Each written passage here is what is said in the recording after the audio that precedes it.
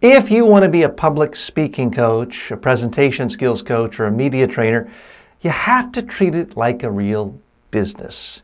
That means getting paid in advance for your work. You're not a bank. You shouldn't be giving people credit. I'll never forget the time I flew into Barbados for a training. I'd always wanted to go to Barbados, beautiful island. I landed there at the airport with my name, was my main contact, Edwina. TJ, so happy to see you. The whole island is excited about your arrival. She picked me up, drove me around. We went to the dominant radio station. I did interviews. Went to the newspaper, did interviews. Went and had a fabulous dinner. I was feted like a king.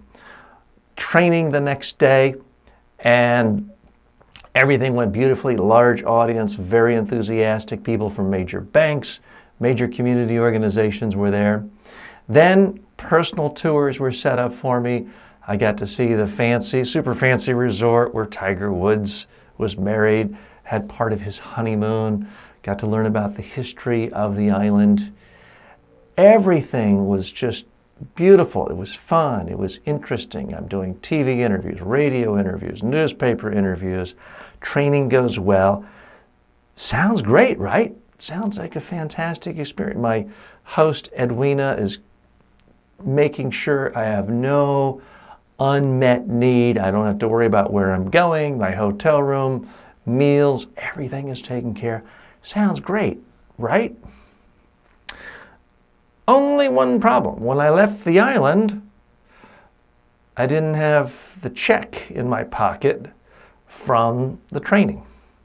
When I called, emailed, faxed, a week later, a month later, 2 months later, I never got paid.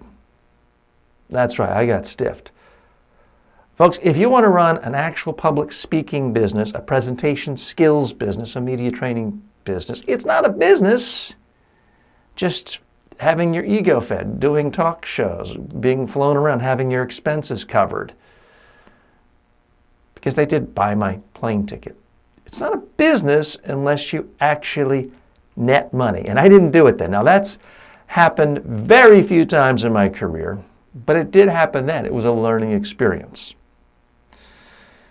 And the experience is, the real lesson is, get paid in advance. Now you can't do it 100% of the time. There are certain government agencies, UN agencies, it's the third largest bank in the world, they might not pay you in advance.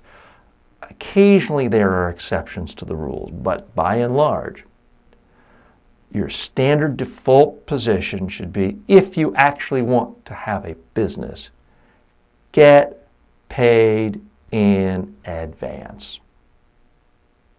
Okay, why do I tell that story? Again, I only tell that story if I'm speaking to an audience of people who want to go into my business, or if I'm speaking to students who are looking at this as a career option, or if I'm speaking to Toastmasters people who want to figure out how to help people with presentation skills on a full-time professional basis. A lot of people, and I made this mistake too, go into this business thinking, well, you'll just do good work, people will pay you, the money will come in. Or you do good work, send an invoice, you'll get paid. Well, no and no. You want to get paid, you get the money up front first.